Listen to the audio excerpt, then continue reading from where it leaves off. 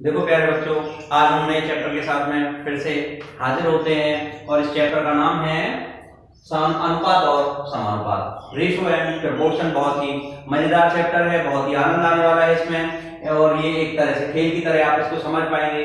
उससे पहले हम इसके कुछ वोकैबुलरी समझ लेते हैं, शब्द को समझ लेते हैं, मतलब किस शब्द का अर्थ क्या होता है।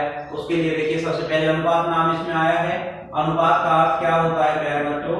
अनुपात का अर्थ होता है कि कोई भाग, कोई राशि दूसरी राशि की कौन सा भाग है, कोई राशि दूसरी राशि का कौन सा भाग है। जैसे कि मैं बात करता हूँ 3/4, इसका यह भी बोल सकते हैं 3:4, इसका मतलब यही है 3:4। तो इसका अर्थ होता है कि 3/4 का कौन सा भाग है भाई? 4 का 3 है तीसरा भाग, यानी कि 4 में से कितने हिस्से, 1 2 3 4, यानी कि यहाँ पे आपने जो है 3 हिस्से, 4 में से कितने हिस्से? 4 में से 3 हिस्से। उसी प्रकार समानुपात की बात करता है। आगे अगर हम समानुपात की बात करें तो इसका अर्थ है कि दो अनुपात जब समान हो जाते हैं, जैसे कि एक है A/B और एक है C/D, या ये कह सकते हैं कि A/B जो है वो समानुपात है किसके? C/D के। प्यारे बच्चों, इसी क्रम में एक और शब्द आता है प्रतिलोम अनुपात। प्रतिलोम अनुपात का अर्थ क्या होता है? प्रतिलोम अनुपात का अर्थ होता है प्रतिलोम, यानी कि A/B का प्रतिलोम हो जाएगा राजा बच्चों B/A, या A/B का प्रतिलोम हो जाएगा B/A। उसी प्रकार इसमें अन्य नाम आते हैं, जैसे कि वर्ग अनुपात आता है। तो वर्ग अनुपात का अर्थ है वर्गों का अनुपात। उसी प्रकार घनानुपात आता है। घनानुपात का अर्थ है प्यारे बच्चों घनों का अनुपात। राजकुमारों, इसी प्रकार से जैसे वर्ग अनुपात है वर्गों का अनुपात, वैसे ही वर्गमूलानुपात होता है।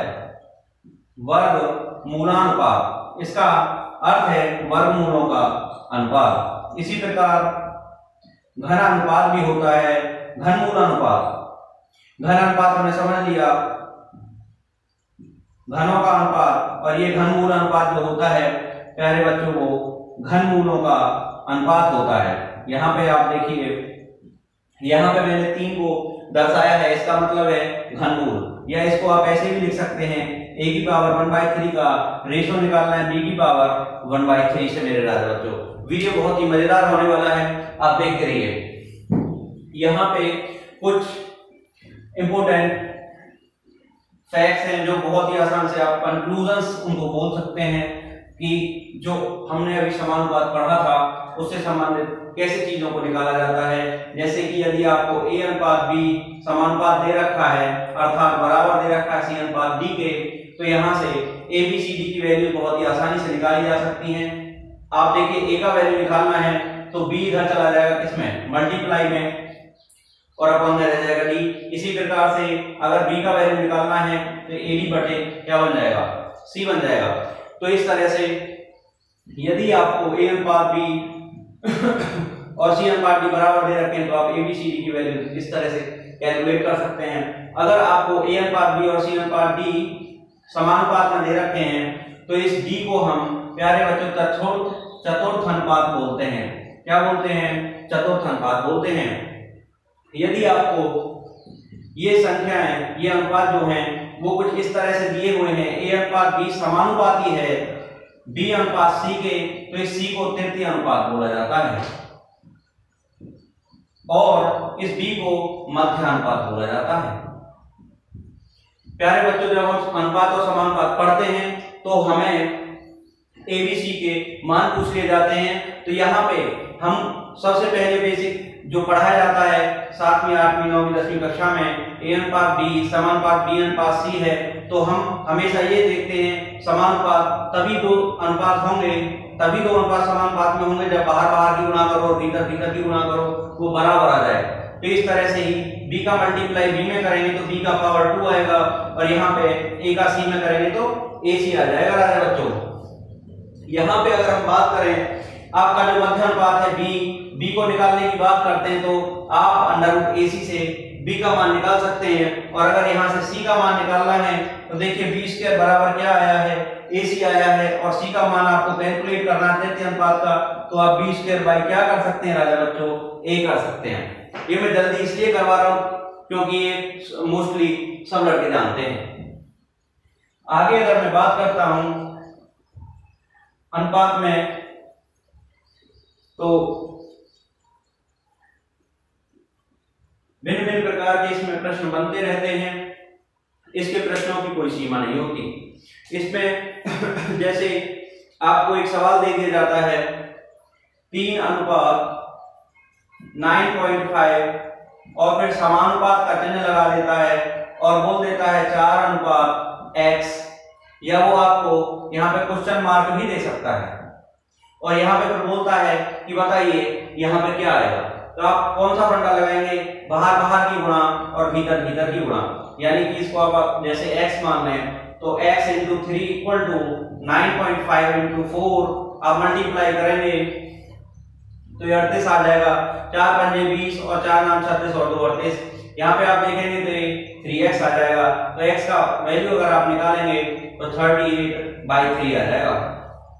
ठीक है, यहाँ से अगर आप दशमलव में निकालें तो 3 से एक बार जाएगा, उसके बाद में 3 दूनी 6 आएगा और फिर उसके बाद में 3 6 18 3 6 18। इस तरह से जो है x का मान हमको प्राप्त हो जाएगा। अगर बात करें हम इसी तरह के एक और क्वेश्चन की, तो सवाल ऐसा हो सकता है जैसे कि वो पेपर में बहुत पूछ लिया जाता है ये वाला सवाल,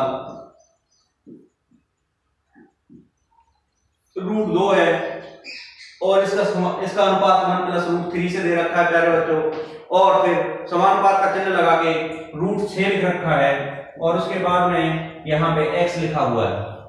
तो यहाँ पे आप देखें, यहाँ पे वो x का मान कैलकुलेट करवा रहा है।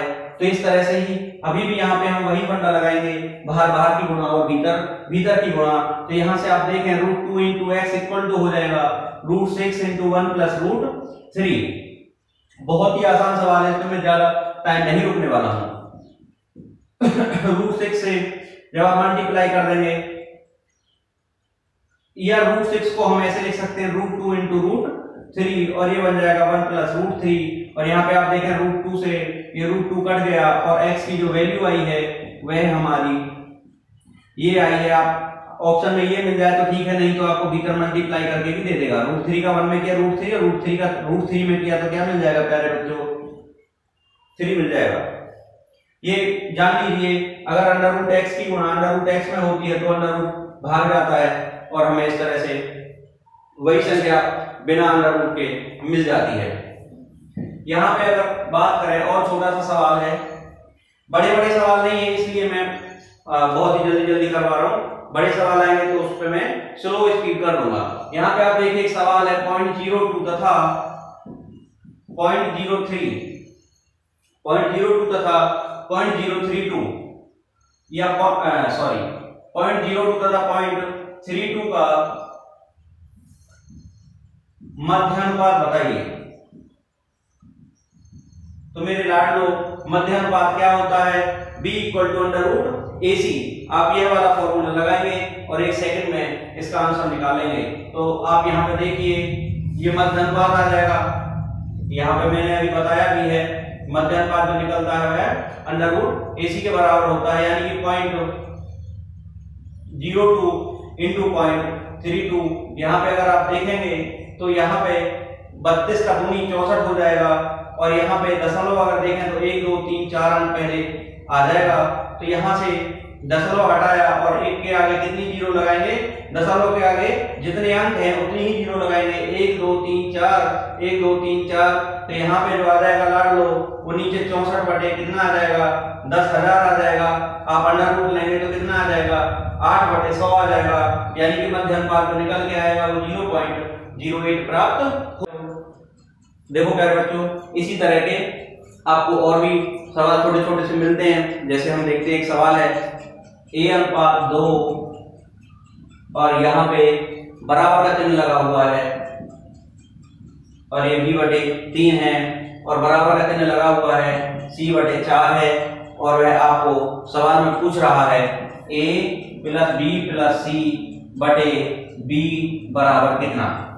तो इस छोटे से सवाल में देखिए, जब भी ऐसा सवाल आए और ये संख्या आपको दी हुई रहे a/2 b/3 और c/4, इस तरह से कोई संख्या रहे, और ये एक बात ध्यान रखिएगा कि a के साथ में कुछ नहीं है, a के नीचे है, जो भी है ए के नीचे है, और यहाँ पे देखिए बी के साथ में कुछ भी नहीं है, जो भी है बी के नीचे है। यहाँ पे देखिए सी के साथ में कुछ भी नहीं है और जो भी है वो सी के नीचे है। तो लाडो इस तरह के सवाल में आप डायरेक्टली ए बराबर 2, बी बराबर 3 और सी बराबर 4 मान सकते हैं। क्यों? क्योंकि यहाँ पर भी आफ्टर ऑल आपको अनुपात ही पूछा है, एग्जैक्ट ए बी सी के मान नहीं पूछे हैं। तो यहाँ पे इस तरह का जब भी सवाल आए तो आप ए बराबर 2 और बी बराबर 3 और सी बराबर कितना रख देंगे? 4 रख देंगे। तो आपका उत्तर आ जाएगा 2 + 3 + 4 बटे बी, यानी कि कितना? 3, यानी 3 4 4 3 7 और 2 9 बटे 3, यानी आपका उत्तर आ जाएगा 3। इसी प्रकार एक और छोटा सा सवाल देखिए, क्वेश्चन है 7 अनुपात 13 के प्रत्येक पद में, 7 अनुपात 13 के प्रत्येक पद में क्या जोड़ें कि नई संख्या 2 अनुपात 3 के अनुपात में आ जाए।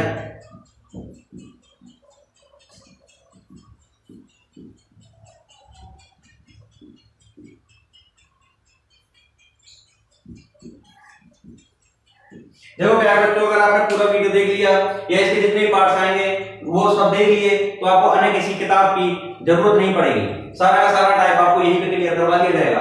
देखिए यहाँ पे बोलता है 7 अनुपात 13 के प्रत्येक पद में क्या जोड़ें। मान लीजिए भाई क्या जोड़ दें, x जोड़ दें, तो यानी कि 7 में भी x जोड़ दें और यहाँ पे 13 में भी क्या जोड़ दें, x जोड़ दें।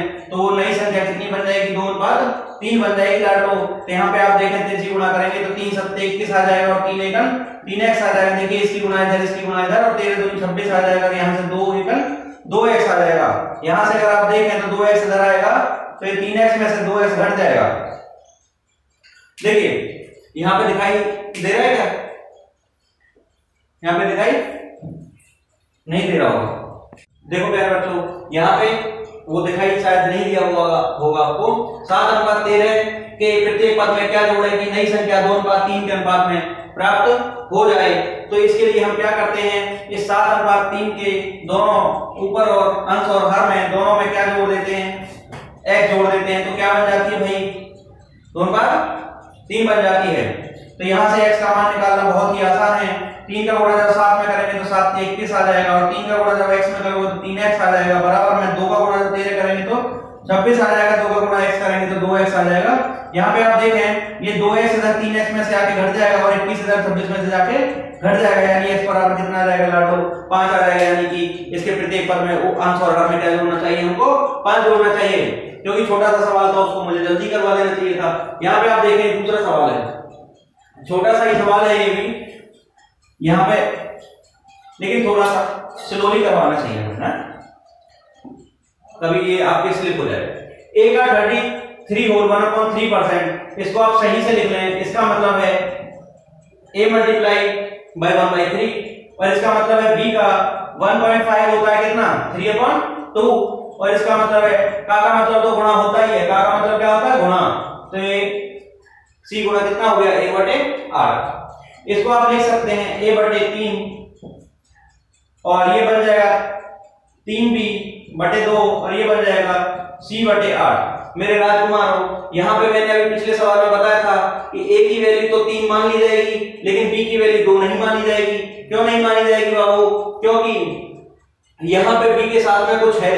मैंने बताया था कि इनके साथ में कोई भी गुणक नहीं होना चाहिए। जैसे a के साथ में कोई गुणक नहीं है वैसे ही b के साथ में भी कोई गुणक नहीं होना चाहिए। यहाँ पे देखिए c का वैल्यू डायरेक्ट 8 मान सकते हैं क्योंकि c के साथ में कोई भी कोफिशिएंट नहीं है। यहाँ पे आप देखें a/3 बराबर, तो फिर इस 3 को कहां गायब करेंगे?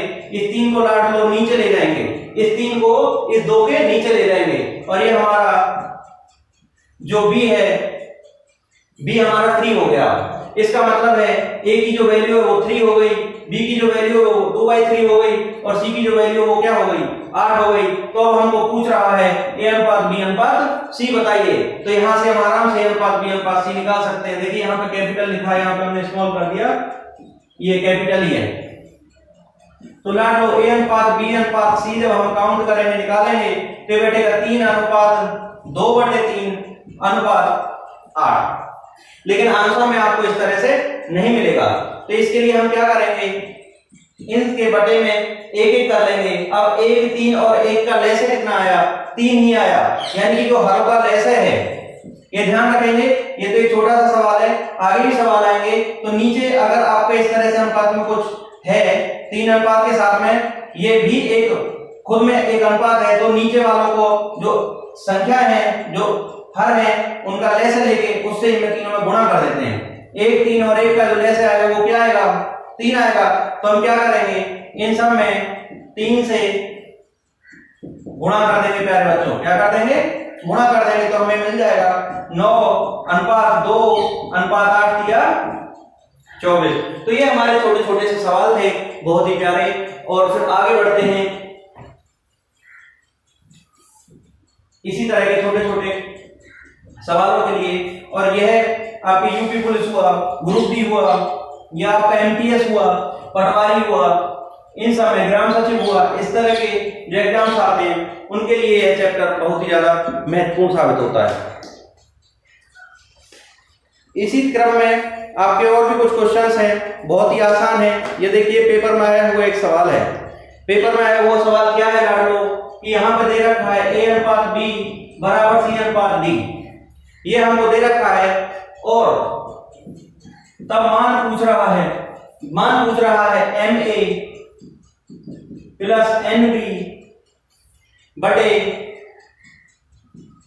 mb प्लस nd का।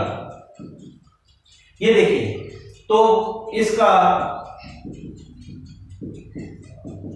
मान ज्ञात करो। तो इस तरह का सवाल भी आपके पेपर में आ जाता है। यहां पे आप क्या करेंगे, मैंने बताया इससे पहले, जैसे कि a बटे b बराबर 2/3 है, तो हम इसको डायरेक्ट a की वैल्यू और इसको डायरेक्ट b की वैल्यू मान सकते हैं, अर्थात a बराबर 2 और b बराबर 3 कर सकते हैं। इसी प्रकार यहां से a बराबर c और b बराबर d भी कर सकते हैं, जिससे हमें इसका मान बहुत ही आसानी से प्राप्त हो जाएगा। जैसे कि मैं a बराबर इसमें यहां पे a की जगह अगर c लिख देता हूं और b की जगह अगर d लिख देता हूं, तो ये बन जाएगा m इंटू a की जगह c इंटू n इंटू और b की जगह d।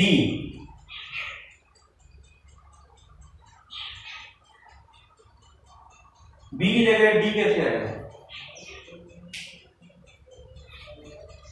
यहाँ पे शायद ये जो क्वेश्चन है ये यहाँ पे c है भाई, क्या है यहाँ पे c है, ये यहाँ पे मिस्टेक हुआ है। तो यहाँ पे ma प्लस nc बटे mb प्लस nd, इसका मान ही पूछा है आपको लाडो। तो यहाँ पे a की जगह हम क्या लिख सकते हैं, c लिख सकते हैं। तो यहाँ पे a की जगह c हो गया, mc हो गया, और यहाँ पे n की जगह c हो गया। यहाँ पे देखिए b की जगह क्या लिख सकते हैं, d लिख सकते हैं। तो यहाँ पे md हो गया और यहाँ पे भी nd हो गया लाडो। यहाँ से आप देखेंगे c कॉमन है, तो भीतर m प्लस n बचेगा। यहाँ पे आप देखिए d कॉमन है, तो m प्लस n बचेगा। ये दोनों कैंसल आउट हो जाएंगे और हमारा जो है इसका आंसर आ जाएगा c अनुपात d। आपका जो भी ऑप्शन होगा c अनुपात d, वही आपका सही आंसर हो जाएगा। इसी तरह के सवालों में और भी छोटे छोटे सवाल इस तरह के बन जाते हैं, तो आपको कॉन्सेप्ट क्लियर करके ही आगे बढ़ना चाहिए। इस तरह के सवालों में देखिए बाई चांस आपको एक सवाल ये दिया जाए कि a अनुपात b बराबर b अनुपात c है, a अनुपात b बराबर b अनुपात c है, तो a की 4 अनुपात b की 4 का मान बताइए। देखिए जल्दी इसलिए क्योंकि बहुत ही आसान सवाल है, ठीक है। ये छोटे छोटे सवाल हमारे 7वीं 8वीं के सवाल है, और क्योंकि हम बिल्कुल शुरू से बेसिक से लेके चल रहे हैं तो आपको समझ में जरूर आता चला जाएगा। तो यहाँ पे क्या है, यहां से देखिए हमको मान निकालना है a की 4 अनुपात b की 4 का। इसमें देखिए हम अगर क्रॉस मल्टीप्लाई करते हैं तो यहां से आपको b स्क्वायर बराबर क्या मिलेगा, ac मिल जाएगा। क्या मिल जाएगा, b स्क्वायर बराबर ac मिल जाएगा लाडो। इसका मतलब है अगर b की 4 करोगे तो फिर यहाँ पे a की 2 c की 2 मिल जाएगा। जब इसका भी घात 2 करोगे, इसका घात 2 करोगे तो यहाँ पे b के 4 बन जाएगा और यहाँ पे a की 2 c की 2 बन जाएगा। तो यहाँ से जब हम इस सॉल्यूशन करेंगे इसका, तो b की 4 की जगह हम क्या लिख सकते हैं, a की 2 c की 2 लिख सकते हैं लाडो। यहाँ से देखिए a की 2 से a की 2 कट जाएगा, a की 2 से a की 4 में अगर भाग करोगे तो 2 घात इसकी हट जाएगी और a की 2 बच जाएगी और आंसर आपका आ जाएगा क्या, a की 2 अनुपात c की 2। छोटा सा सवाल है, इस पे ज्यादा टाइम देने की, ज्यादा फोकस करने की जरूरत नहीं है। इसको तो बस आप समझते जाइए और अगर आपके पास में नोटबुक है तो उस पर आप नोट भी कर सकते हैं। इस प्रकार जैसे कि आपको एक सवाल दिया जाता है, 4 है, उसके बाद में 16 है और 7 है, इसका आपसे जो पूछा जाता है वो चतुर्थ अनुपात पूछा जाता है। क्या पूछा जाता है, चतुर्थ अनुपात। तो ये चतुर्थ अनुपात जो हम निकालेंगे, मान लीजिए वो चतुर्थ अनुपात क्या है, x है, तो हम कैसे लिखते हैं, a अनुपात b समानुपात c अनुपात d, और वो चतुर्थ अनुपात वाली जो वैल्यू है वो क्या मान ली हमने, x। भाई बाहर बाहर की गुणा और भीतर भीतर की गुणा करने पर आपको मिलेगा 4 की गुणा x में होगी और 16 की गुणा 7 में होगी। 4 चौक 16 होता है और x बराबर 4 चौक 7 चौक 28 आ जाएगा मेरे लाडो। चतुर्थ अनुपात जो आएगा वो क्या आ जाएगा आपका, 28 आ जाएगा। तो इस तरह से छोटा छोटा सा चैप्टर है आपका अनुपात समानुपात, इसमें भी और भी अच्छे क्वेश्चंस बनते हैं। देखिए जैसे कि और क्या क्वेश्चन बन जाते हैं, ये आपको वैल्यू दे दिया जाता है 1/x अनुपात 1/y अनुपात 1/z का, और ये जो है अनुपात का वैल्यू दे दिया जाता है आपको 2:3:5 दे दिया जाता है लाडो, 2:3:5 दे दिया जाता है। और आपसे फिर पूछा जाता है कि x y और z का अनुपात बताइए, x y और z का अनुपात क्या होगा लाडो।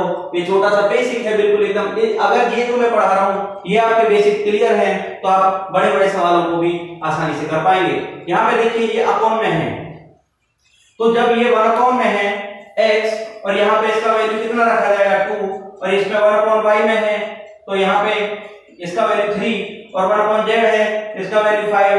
तो इसका अर्थ है कि जब हम x अनुपात y अनुपात z निकालेंगे तो लाड लो ये भी, जैसे इनको उल्टा करेंगे तो फिर इनके करस्पॉन्डिंग जो वैल्यू ये भी उल्टी होती चली जाएंगी, तो ये जो है ऐसा हो जाएगा।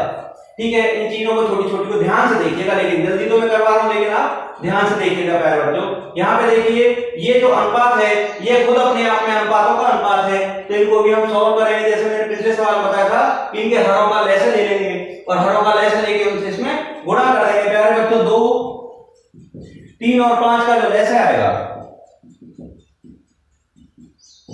वो आ जाएगा 2 3 6 पंजे 30। तो लाड लो अब 30 से इसमें गुणा कर देंगे, 30 गुणा 1/2 और 30 गुणा 1/3 और 30 गुणा 1/5, तो आपका जो आंसर आ जाएगा वो आ जाएगा 15:10:6। 5 30 होता है और 10 होता है और 15 दूनी 30 होता है। तो ये आपका जो है x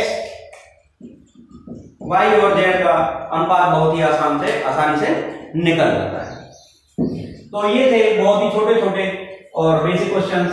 इसके बाद हम आगे बढ़ते हैं, अब थोड़े से बड़े सवाल हो जाएं या थोड़े से यूं कहिए कि दिमाग पर थोड़ा सा असर करने वाले सवाल हम आगे सॉल्व करते चलेंगे। देखिए ये क्वेश्चन है, किसी विद्यालय में 240 विद्यार्थी हैं, किसी विद्यालय में 240 विद्यार्थी हैं, लड़कों व लड़कियों का अनुपात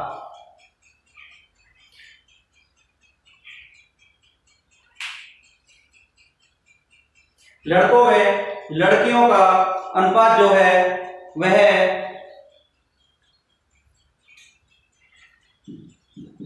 लड़कों व लड़कियों का अनुपात 2:3 है, तो लड़कों की संख्या बताइए। तो मेरे लाडो यहाँ पे अगर देखें तो लड़के जो है वो कितने यूनिट हैं, 2 यूनिट लड़के हैं और 3 यूनिट क्या हैं, लड़कियां हैं। और टोटल अगर इनको जोड़ा जाए तो कितने हैं, 240 हैं। तो 2 यूनिट प्लस 3 यूनिट बराबर कितना हो जाएगा, 240। तो 5 यूनिट बराबर 240, तो 1 यूनिट बराबर कितना हो जाएगा, 5 चौका 20 और 5 अट्ठे 40, यानी 48 हो जाएगा। तो लड़कों की संख्या कितनी है लाडलो, ये मैं पढ़ा चुका हूँ पिछले वीडियोस में खूब अच्छे से। लड़कों की जो संख्या बैठेगी वो कितनी है, 2 यूनिट है। तो 2 गुणा कितना करना पड़ेगा, 48 करना पड़ेगा। और 48 में कितना होता है लाडलो, 96 होता है। 96 हो गए आपके लड़के। और अगर लड़कियों की संख्या निकलवाता है तो लड़की है हमारे पास में 3 यूनिट, यानी 3 × 48 इक्वल टू आ जाएगा 3 × 8 24 और 3 × 12 तो 14 आ जाएगा। 144 की आ जाएंगी, लड़की आ जाएगी प्यारे दोस्तों। अगला सवाल देखते हैं छोटा सा इसी प्रकार का। ये ऐसे सवाल है जो आपके दिमाग पे भाई ज्यादा जोर नहीं डाल रहे हैं, बिल्कुल आसान सवाल है। और ये आप रोजाना इस तरह के सवालों को करते रहते हैं। अभी हम बिल्कुल बेसिक सीख पढ़ रहे हैं इसमें। यहाँ पे देखिए एक और ऐसा ही छोटा सा सवाल है। 990 को 3 भागों में इस प्रकार विभाजित करो कि पहले भाग का आधा। 990 को 3 भागों में इस प्रकार विभाजित करो कि पहले भाग का आधा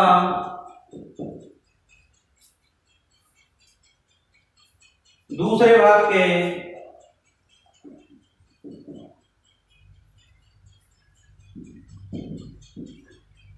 पहले भाग का आधा दूसरे भाग के 1/3 व दूसरे भाग का 1/3 व तीसरे भाग का 1/5 समान हो। ये लाड लो, सवाल फिर से देख लेते हैं। 990 को 3 भागों में इस प्रकार विभाजित करो कि पहले भाग का आधा दूसरे भाग का 1/3 व तीसरे भाग का 1/5 क्या हो, समान हो। तो वो तीनों भाग बताइए। तो यहाँ पे तीनों भागों को बताना बहुत ही आसान है। देखिए पहले भाग का आधा मान लीजिए, पहला भाग x है उसका आधा बराबर है दूसरे भाग के, दूसरा भाग मान लीजिए y है उसके 1/3 के, और तीसरा भाग मान लीजिए z है उसके 1/5 के। लाड लो, मैंने बताया था अगर ये x का कोई कोफिशिएंट नहीं है, y का कोई कोफिशिएंट नहीं है और z का कोई कोफिशिएंट नहीं है, तो यहाँ पे x बराबर 2, y बराबर 3 और z बराबर 5 ले देंगे। फिर से बताता हूँ, x के साथ में अगर यहाँ ऊपर कुछ भी नहीं है, y के साथ में कुछ भी नहीं है, z के साथ में कुछ भी नहीं है, तो आप डायरेक्ट x बराबर 2, y बराबर 3 और z बराबर 5 रख सकते हैं। तो इस समय x बराबर कितने यूनिट आ गया भैया, पहले की आ गई 2 यूनिट और दूसरे के आ गई 3 यूनिट और तीसरे के आ गए कितने, तीसरे भाग के आ गए 5 यूनिट। और ये कुल मिला के जो बैठता है वो कितना बैठता है, 990 बैठता है। यहाँ से 5 3 8 और 2 कितना बैठ गया लाड लो, 10 यूनिट बराबर कितना बैठ गया, 990। तो 1 यूनिट बैठ गया आपका 99, यानी 1 यूनिट आपका कितना बैठ गया, 99 बैठ गया। अब अगर हम तीनों भागों को निकालेंगे तो बहुत ही आसानी से निकल जाएगा। एक 2 यूनिट है, एक 3 यूनिट है और एक 5 यूनिट है। 2 यूनिट वाला बैठेगा 2 × 99 और 3 यूनिट वाला बैठेगा 3 × 99 और ये जो 5 यूनिट वाला बैठेगा 5 × 99। लाड लो, इनको जो आप सॉल्व करके बताइए कितना बैठेगा। ये बैठेगा आपका पहले 198, दूसरा बैठेगा 3 नाम 27 और 2 297। और यहाँ पे देखिए ये बैठेगा 5 नाम 45 का 5 और 5 नाम 45 और 4 49 495। ये आपके तीनों हिस्से हो जाएंगे। इसी प्रकार ये सवाल बहुत ही आसान है, आप ध्यान से देख लीजिए। अगर एक बार में सवाल समझ में नहीं आता है तो आप दोबारा वीडियो को देखिए, लेकिन एक बार अगर कॉन्सेप्ट क्लियर हो गया हमारे मुंह से तो फिर समझ लो आप जिंदगी भर नहीं भूलेंगे। यहाँ पे और छोटे छोटे सवाल हम करके दिखाते हैं आपको, जैसे कि a अनुपात b जो दे रखा है वो आपको 7:3 दे रखा है। लाड लो, क्या दे रखा है, 7:3 दे रखा है। उसके बाद में क्वेश्चन जो पूछ रहा है वह बोल रहा है और इसके साथ साथ में a + b बराबर 180 भी दिया है। ये जो है क्वेश्चन ऐसे है, यदि a अनुपात b बराबर 7:3 तथा a + b बराबर 180 80, तब a माइनस बी का मान ज्ञात करिए। तो लाडलो क्या करेंगे, यहां पे दे रखा है a अनुपात b बराबर 7/3, इसका मतलब है a बराबर कितने यूनिट है, 7 यूनिट है, b बराबर कितने यूनिट है, 3 यूनिट है, और दोनों का जोड़फल कितना है, a और b का जोड़फल कितना है, 180 है। तो यहां से 10 यूनिट बराबर 180 डाल लो, 1 यूनिट बराबर 18 आ गया। अब यहां पे जब 1 यूनिट 18 आ गया तो a और b का अंतर कितना है, a के 7 यूनिट, b के 3 यूनिट, a के 7 में से b के 3 यूनिट गए तो अंतर कितना है, 4 यूनिट। यानी कि a और b का जो 7 है और 3 जब घटेगा तो ये आएगा 4 यूनिट, और 4 यूनिट कितने के बन जाएगा, 18 चौका 72 के लाड लो, 72 के बराबर बन जाएगा। ये बहुत ही आसान सवाल है, दिमाग पे कोई जोर नहीं पड़ने वाला है इन सवालों से। अभी देखिए धीरे धीरे जो लेवल बढ़ता जाएगा, और वैसे तो मुश्किल ही इस चैप्टर में ऐसे सवाल आएंगे जिनसे आपको कोई परेशानी बनेगी, लेकिन आपका जानना है छोटी छोटी चीजों को बहुत जरूरी है। वो मध्यानुपात, तृतीयानुपात और चतुर्थानुपात से भी आपके सवाल पूछ लिए जाते हैं। कई बार आपको वर्गमूलानुपात, कई बार आपको घनानुपात, कई बार आपको घनमूलानुपात में वह फंसाने की कोशिश करता है। इस तरह से आगे अगर हम बात करते हैं, बिल्कुल ऐसा ही सवाल है क्वेश्चन, जैसे कि इसमें दिया है यदि a अनुपात b अनुपात c, a और b और c का अनुपात अगर देखा जाए तो 4:2:5 दिया हुआ है, 4:2:5 है। और इसके साथ में कहा है, इसके साथ में क्या कहा है, इसके साथ में कहा है कि b प्लस c बराबर है 350। तब उसके बाद में बोलता है तब a माइनस सी बताओ, a माइनस सी का मान बताइए। लाडलो बहुत ही आसान सवाल है, बिल्कुल देखिए यहाँ पे a कितना यूनिट है, 4 यूनिट है, b कितना यूनिट है, 2 यूनिट है, और c कितना यूनिट है, 5 यूनिट है। मेरे प्यारे बच्चों b और c का यहाँ पे योगफल दे रखा है कितना, 350। तो b और c के यूनिट्स को जोड़ के 350 के बराबर रख दीजिए। b का है 2 यूनिट और c का है 5 यूनिट, और बराबर में कितना रखना है आपको, 350, यानी 7 यूनिट बराबर 350। तो 1 यूनिट लाडलो 7 बना 35, यानी 1 यूनिट बराबर कितना आ जाएगा प्यारे बच्चों, 50 आ जाएगा। अब जब यहाँ पे 1 यूनिट का मान निकल गया तो फिर तो आपके a, b और c के मान भी निकल जाएंगे। यहाँ पे देखें ये सवाल में जो पूछ रहा है वो a माइनस सी पूछ रहा है, a माइनस क्या करना है, c, यानी कि a और c का क्या पूछ रहा है, डिफरेंस पूछ रहा है। क्या पूछ रहा है लाडलो, a और c का डिफरेंस पूछ रहा है। तो हमको आराम से मिल जाएगा, a माइनस सी घटा के देख लेते हैं, 4 में से 1 गया तो 4 में से अगर 5 यूनिट जाएंगी तो माइनस का 1 यूनिट बचेगा, तो 1 यूनिट माइनस का बचेगा, यानी कि a और c का, a में से c को अगर घटाएंगे तो कितना बचेगा, माइनस का 50 बचेगा। लाडलो ये चैप्टर आपका बहुत ही आसान चैप्टरों में से एक है, तो आशा है कि आप इसको अच्छे से समझ पा रहे होंगे। अभी और देखिए एक छोटा सा सवाल, a अनुपात b अनुपात c जो है आपको दिया हुआ है 4:3:1, 4:3:1। उसके पश्चात में आपको प्रश्न पूछता है, और ये सवाल पूरा लिख देता हूं, यदि ये, उसके बाद में बोलता है तथा a plus c minus b बराबर कितना दिया है, 240 दिया है। उसके बाद में ये प्रश्न पूछता है कि a प्लस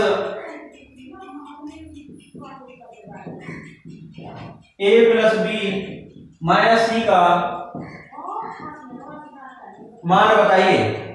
तो यह सवाल आपको पूछा जाता है, तो आप कैसे निकालेंगे, a का वैल्यू जो है वो 4 यूनिट है, b का जो है वो 3 यूनिट है, और c का जो है 1 यूनिट है। लाडलो यहाँ पे अगर आप देखें a का यूनिट रखिए कितना बैठ रहा है, 4 यूनिट इसका हो गया, प्लस c का यूनिट देखिए कितना है, 1 यूनिट इसका हो गया, माइनस b का यूनिट देखिए कितना है, 3 यूनिट इसका हो गया, और ये जो बैठा 240 के बराबर हुआ। 4 और 1 5, 5 में से 3 गया तो लाडलो 2 यूनिट बचा, 2 यूनिट बराबर कितना होता है, 240, यानी 1 यूनिट बराबर हो जाएगा 120। इसकी सहायता से हम a plus b minus c की वैल्यू भी निकाल सकते हैं। a का यूनिट रखिए कितना आया, 4 यूनिट आया, b का यूनिट कितना है, 3 यूनिट है, और c का यूनिट कितना है, 1 यूनिट है। लाडलो इसका जो मान आएगा वो कितने यूनिट आएगा, 4 3 7 में से गया तो 6 यूनिट आएगा। आप लोग यहाँ पे देखिए 1 यूनिट बराबर 120, तो 6 यूनिट कितना हो जाएगा मेरे लाडलो, क्या आ जाएगा, 12 82 720 के बराबर इसका आंसर आ जाएगा। सवाल देखने में तो बहुत बड़ा लगता है, लेकिन इनके सॉल्यूशन जो मुंह जबानी आ जाते हैं। मुंह जबानी कैसे आ जाते हैं ये तो मैं समझाने के लिए इतना बड़ा कर देता हूं, लेकिन मुंह जबानी वाले सवाल ये भाई यहाँ पे देखिए a + c - b बराबर 240, तो आप डायरेक्ट एक यूनिट का मान निकाल दीजिए, a + c जोड़िए, यानी कि 4 और 1 5 में से b को घटाइए, 5 में से 3 गया तो 2 यूनिट बराबर 240, तो 1 यूनिट बराबर 120, 1 यूनिट का मान 120 यहाँ पे आ गया। अब यहाँ पे भी यूनिट वाइज कर लीजिए, a और b को जोड़िए, 4 3 7 में से c को घटाइए, यानी ये घटाइए, 6 यूनिट आ गया, 1 यूनिट आ गया 120 के बराबर, तो 6 यूनिट बराबर 720 आएगा। हर कोई पहाड़ा पढ़ना जाता है 120 का 6 में। इसी तरह से देखते हैं छोटा सा सवाल, ये तो छोटे छोटे सवाल ही है भाई, क्योंकि मुझे समझाना पड़ता है, इस वजह से मैं थोड़ा सा इनको लिख देता हूं एक्सप्लेन करके, नहीं तो ये मुंह जबानी होने वाले सवाल ही होते हैं। इसी क्रम में जैसे एक और सवाल आ जाता है a/b/c, मैं चाहता हूं कि आपका पूरा कॉन्सेप्ट क्लियर हो जाए। ये आ जाए 2/3 और 3/2 अनुपात 4/5 आ जाए, और उसके बाद में क्या पूछता है, ये पूछता है इसमें फिर उसके बाद में आपको दिया हुआ है कि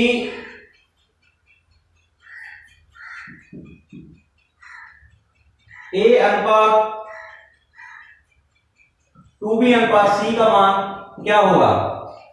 तो यहां पे सबसे पहले हम a b c के यूनिट्स में मान निकाल लेंगे, उसके पश्चात में हम इनको इस अनुपात में रख सकते हैं। जैसे कि यहाँ पे इनके एलसीएम से आप क्या करेंगे, मल्टीप्लाई कर देंगे, 3 2 5 का एलसीएम आएगा, 3 दूनी 6 पंजे 30, तो इसका अर्थ है कि आप 30 से इन सभी में मल्टीप्लाई कर दीजिए,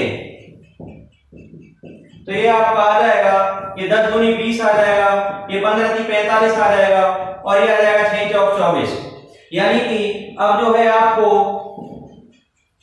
a b और c का अनुपात सीधे सीधे प्राप्त हो गया है, 20/45/24। अब यदि आपको यह अनुपात निकालना है, a/2b/c, तो आप a की जगह कितना यूनिट रखेंगे लाडलो, 20 रखेंगे। उसके बाद में 2b यानी b की वैल्यू 45 है, तो 2b कितना बन जाएगा, 90 बन जाएगा लाडलो। उसके बाद में 24 है, तो यहाँ पे कितना हो जाएगा, 24 हो जाएगा।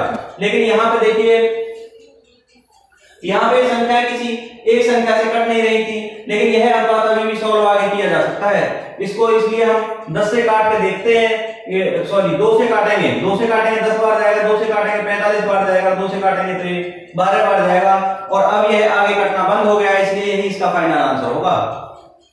इस तरह का सवाल भी अगर आपको आता है आपके पास में, तो बस ये ध्यान रखना है कि a b और c का अनुपात निकालने के लिए ये जो नीचे हर दिए हुए हैं इनका ले से लेकर और इन संख्याओं में गुणा कर देंगे, तो इनका सरल अनुपात प्राप्त हो जाएगा।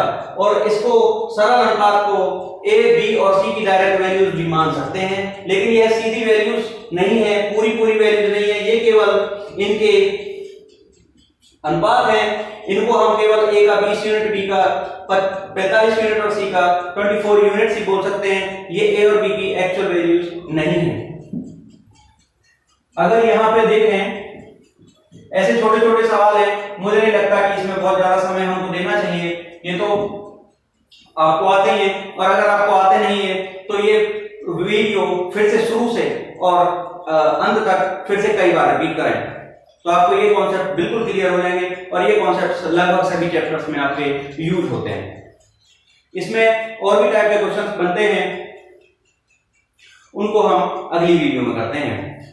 इस पार्ट के लिए इतना ही, थैंक यू।